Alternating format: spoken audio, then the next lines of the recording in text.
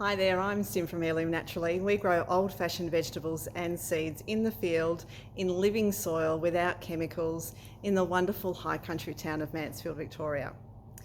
And I'm coming to you today from our packing shed. Behind me is my cool room.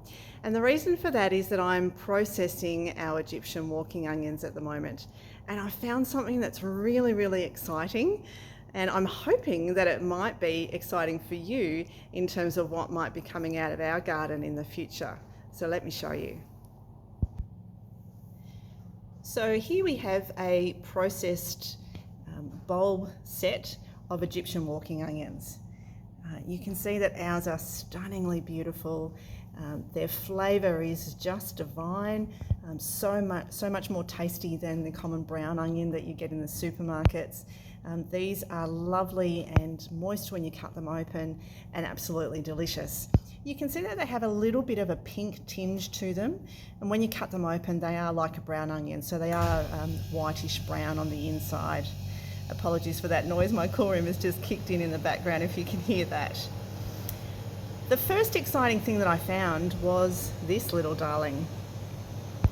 Now this is another Egyptian walking onion set that I have processed and is ready for eating, but the colour of the outside of it is really quite red, and if you followed me for a while you'll know that we grow red onions alongside our Egyptian walking onions, so it's potentially a cross, although normally Egyptian walking onions, because they set bulbils instead of seed, don't tend to cross, but hey, who knows. But I'm really excited about this one. I haven't cut it open yet to see what colour it is on the inside, but the fact that it's that stunning red colour on the outside is well, I'm really excited about it.